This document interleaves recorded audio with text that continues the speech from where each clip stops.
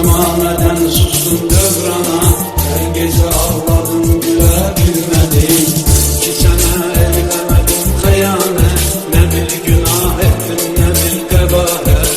Sen mənə verip əzab əziyyət, neden terk eledin bilebilmedim. Gel güzelim, bu kadar əziyyətə tab etmir ürək. Gel güzelim, oluşaq bizlərə hicran nə gerek. Gel güzelim, istərinsin yeremin nuri mənim. Gel güzelim, məni səndən ala bilməz. Gel güzelim, bu kadar əziyyətə tab etmir ürək. Gel güzelim, oluşaq bizlərə hicran nə gerek. Gel güzelim, istərinsin yeremin nuri mənim. Gel güzelim, məni səndən ala bilməz.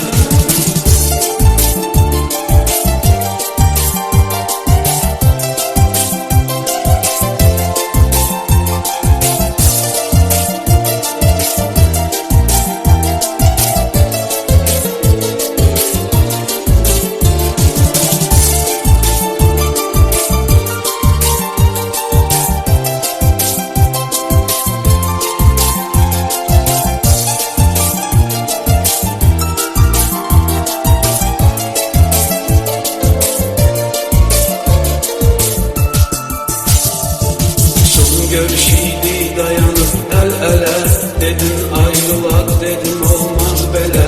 Giderken ele söz getirdin bile, dur deyip arxanca gələ bilmedin. Benim kadar çeken qəm keder yok, qəmim qəm üstündən gelir qədər yok. Qəlbimə həmdən mənə bir nəfər yok, dərdimi kimsəyle bölə bilmedin.